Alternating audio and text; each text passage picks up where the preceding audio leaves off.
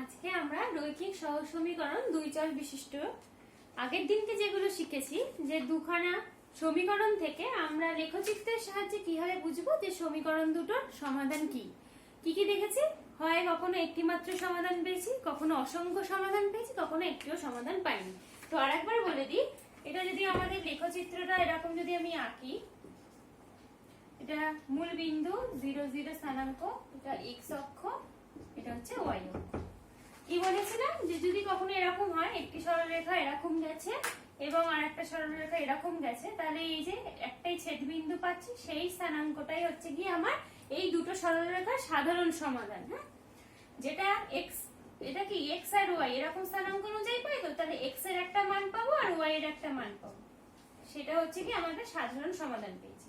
আর যদি কখনো এরকম হয় যে একটা সরলরেখা এরকম গেছে আর একটা সরলরেখা ঠিক তার উপর দিয়ে সমাপতিত হয়ে গেছে, তার মানে কি পাচ্ছি প্রত্যেকটা পয়েন্টই হচ্ছে গিয়ে ওর সমাধান, তার মানে এটা অসংখ্য সমাধান পাচ্ছি। আর একটা কেস বলেছিলাম যে একটা রেখা এরকম গেছে আর একটা রেখা এরকম গেছে, প্যারালাল হলে কি হয় তারা কখনো কোথাও গিয়ে কাট করে বা ছেদ করে না, তাই জন্য এদের কোনো সাধারণ সমাধান আমরা পেয়েছিলাম না।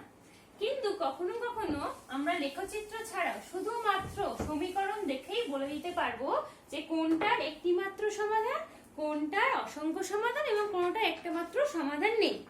আজকে সেটাই আমরা শিখব।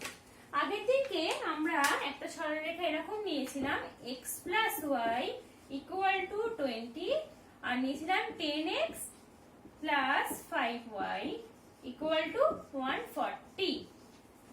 যে কোনো কিছু যদি আমি এইভাবে ধরি x plus y সামথিং এখানে 20, এটা দেওয়া হয়েছে, তো যদি এটাকে এইভাবে ভাঙি a1x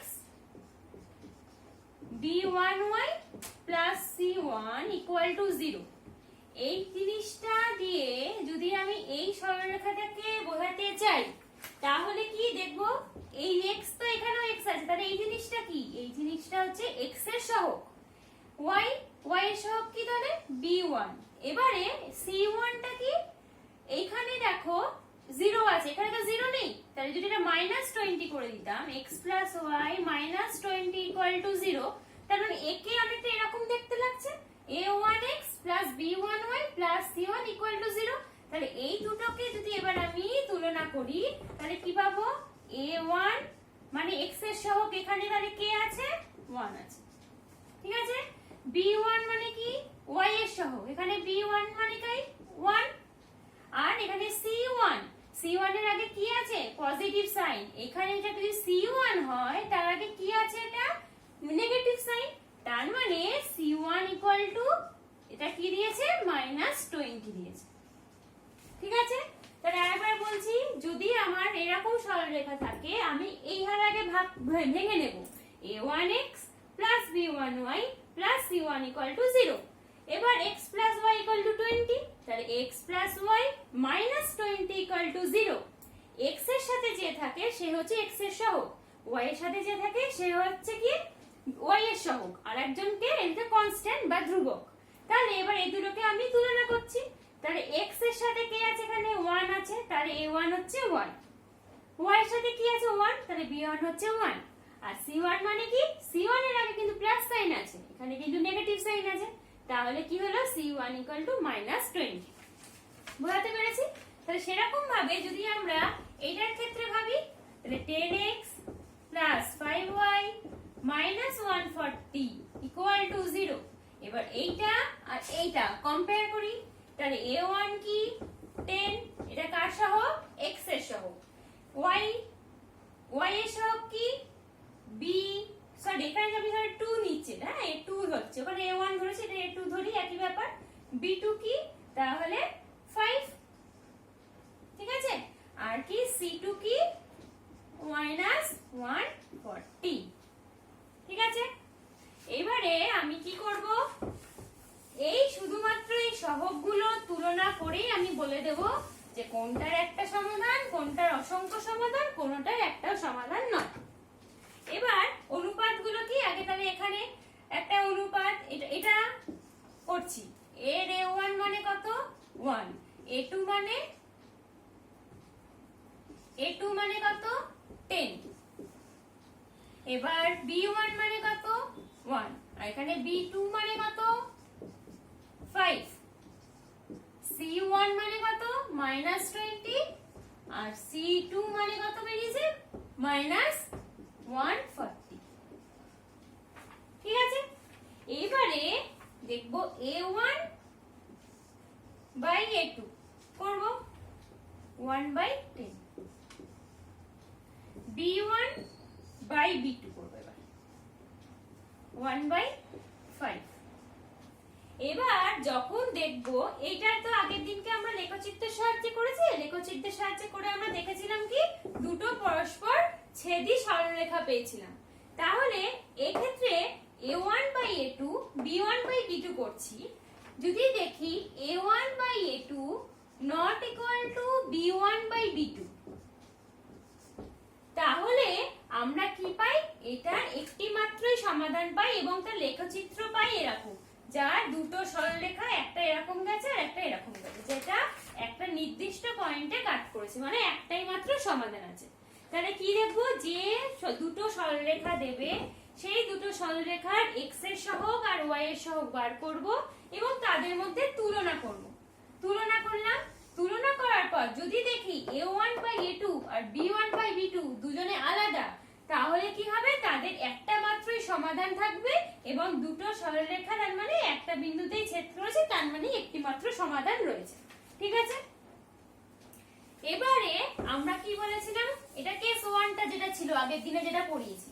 এবার কেস 2, কেস 2 এ ধরো একটা সরলরেখা দিয়েছিল, কি কি দিয়েছিলাম 2x 3y = 28, ঠিক আছে, আর 4x 6y = 56।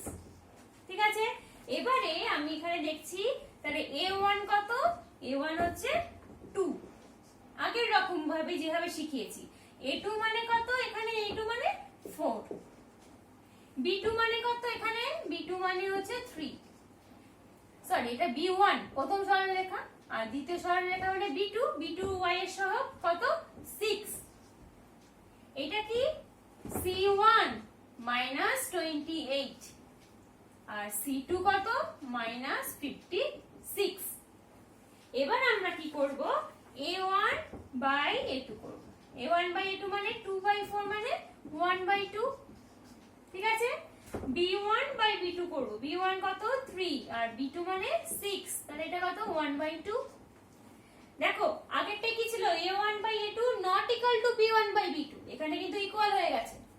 Next c1 by c2 -28 -56, that is minus minus cancel out হয়ে আলটিমেটলি 1/2 ই থাকলো। তাহলে এখানে কি হলো, এখানে হলো a1 বাই a2, এখানে হলো, আচ্ছা এখানে করছি a1 by a2 = b1 by b2 = c1 by c2। এবার আগের দিনের খাতাটা খুলে দেখো, যখন আমি এই দুটো সরলরেখা নিয়ে কাজ করেছিলাম তখন কি পেয়েছিলাম, আমরা অসংখ্য সমাধান পেয়েছিলাম।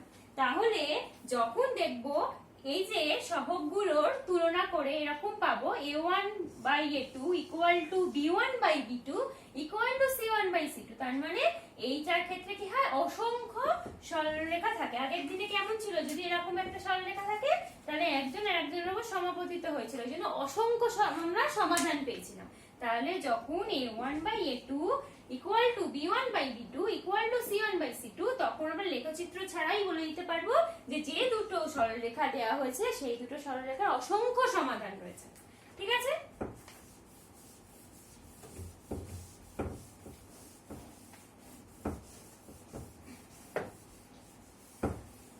আচ্ছা নেক্সট আমরা আগের দিনকে শিখেছিলাম কেস 3। কেস 3 কি ছিল, যে 2x 3y = 28 আর ছিল 2x 3y = 24। একই রকম ভাবে আগে যেমন শেখানো সেরকম ভাবে যদি করি, a1 কত হবে তোমরা বলো, কি হয় x এর সাথে যেটা সহগ থাকবে তাহলে এটা 2, আবার a2 তাহলে কত, এখানে কত আছে 2, তাহলে এটা হয়ে গেল। একই রকম ভাবে b1 মানে y এর সহগ, ফার্স্ট সরলরেখার y এর সহগ কত আছে 3। তাহলে b2 এখানে দেখে বলো তোমরা কত হবে, এখানেও 3 আছে। একই রকম ভাবে c1 যদি করি, c1 কত হবে -28, আর এখানে c2 কত হবে -24।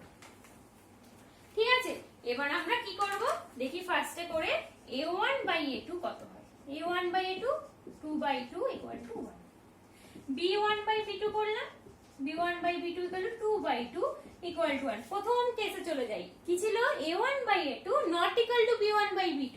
এখানে কি হলো, হলো না, দুটোই সমান। তাহলে সেকেন্ড কেসে কি ছিল a1/a2 = b1/b2 = c1/c2। তাহলে এবার আমি একটা করি c1/c2 করতে হবে, তো করি -28 -24। তাহলে মাইনাস মাইনাস ক্যান্সেল হয়ে গেল, এগুলোকে আমরা লঘিষ্ঠ আকারে করছি 7/6। তাহলে a1/a2 = b1/b2 কিন্তু not equal to c1/c2। তাহলে কি হলো এক্ষেত্রে a1/a2 = b1/b2 but not equal to c1/c2।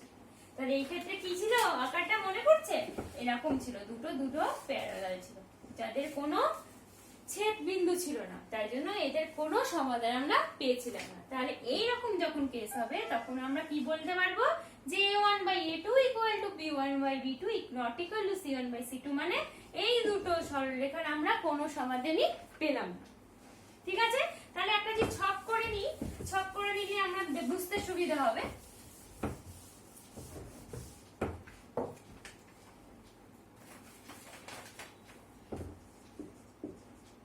অনুপাতগুলির তুলনা।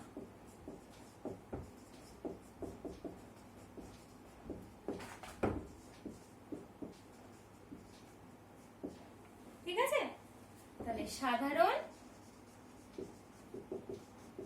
সমাধান শর্ত।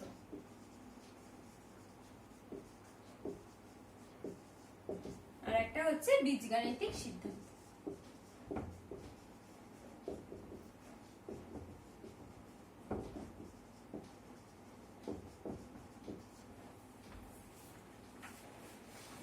এটা কি হবে, ফার্স্টে কিসে গেলাম a1/a2 not equal to b1/b2। এটা যদি হয় তাহলে কি সাধারণ সমাধানযোগ্য।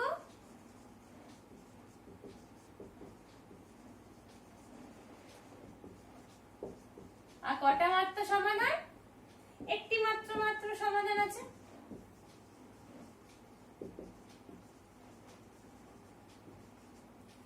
বীজগাণিতিক সিদ্ধান্ত কি, তাহলে কি পেলাম, একটি মাত্র নির্দিষ্ট সমাধান পেলাম।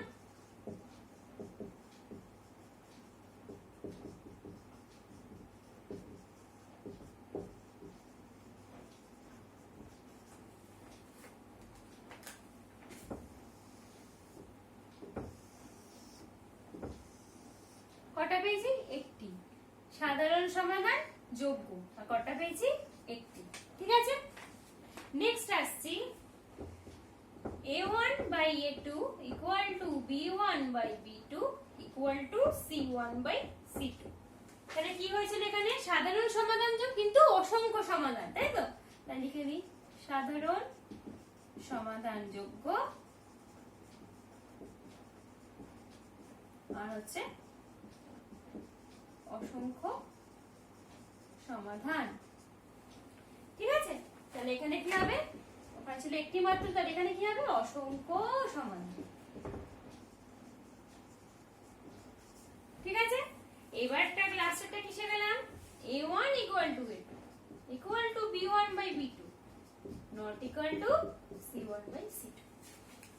এটা লিখে দিই সাধারণ সমাধান যোগ্য কিন্তু অসংখ্য। হ্যাঁ, তাহলে এটা কত, এটা অসংখ্য।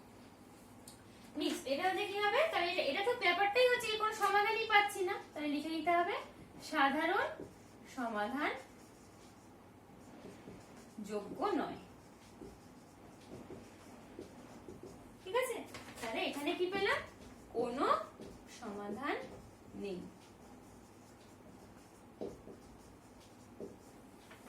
এই হচ্ছে কি আমার 1 নাম্বার, 2 নাম্বার, 3 নাম্বার কেস। ঠিক আছে, এখানে কি হচ্ছে a1/a2 not equal to 1 not equal to b1/b2, তাহলে একটা, আর এখানে সবগুলো সমান তাহলে অসংখ্য, আর এখানে যে নট ইকুয়াল টু c1/c2, তাহলে হচ্ছে কি আমরা কি পাচ্ছি, কোনো সমাধান পাচ্ছি না।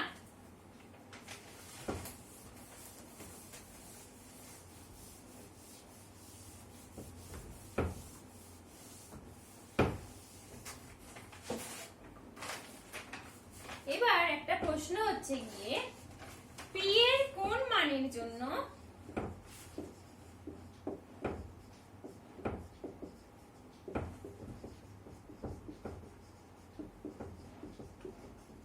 p এর কোন মানের জন্য 3x - 4y = 1 এবং 9x + py = 2 এর একটি মাত্র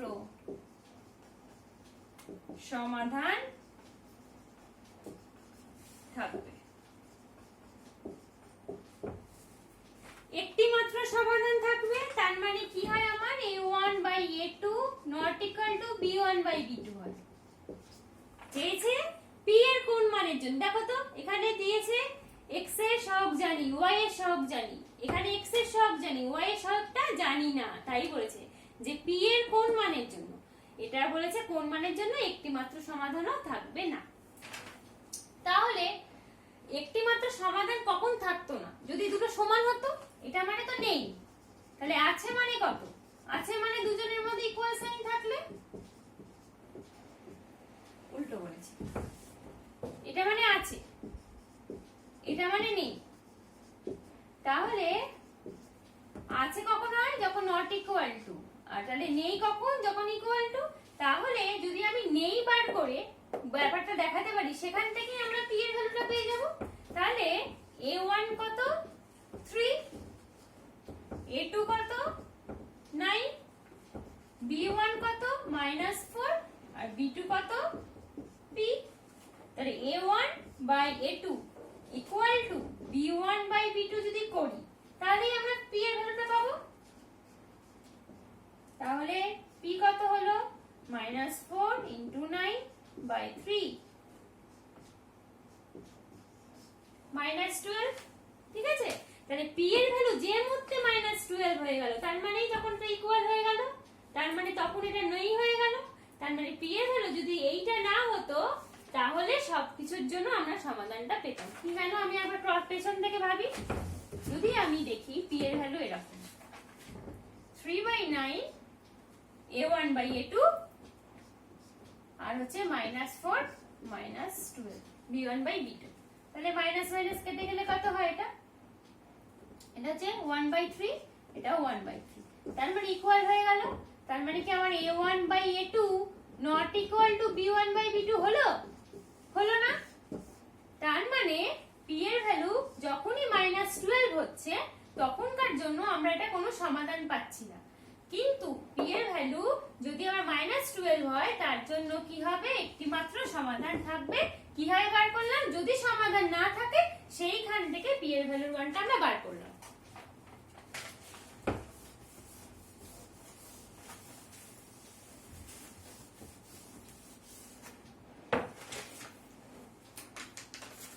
দুটো অঙ্ক করতে দিচ্ছি, তোমরা করে আমাকে দেখাবে। আগের দিন তোমরা কেউ দেখাওনি অঙ্ক, আমি যদিও বলেছিলাম তোমাদের করে দেখাতে। তো এই দুটো অঙ্ক তোমরা, এই যে আমরা তিনটে শর্ত দিলাম, সেই শর্তর ভিত্তিতে এই দুটো অঙ্ক হবে, করে আমাকে বলবে। একটা হচ্ছে আর এর কোন মানের জন্য rx + 2y = 5 আর r + 1 x + 3y = 2 কোন সমাধান পাওয়া যাবে না।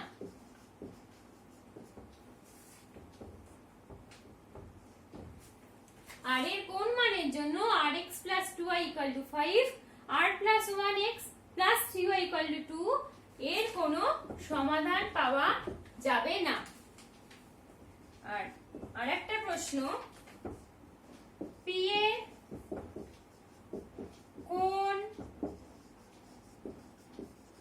মানের জন্য px plus 6y minus p equal to 0, p minus 1 x plus 4y plus p minus 5 equal to 0 সমীকরণ দ্বয়ের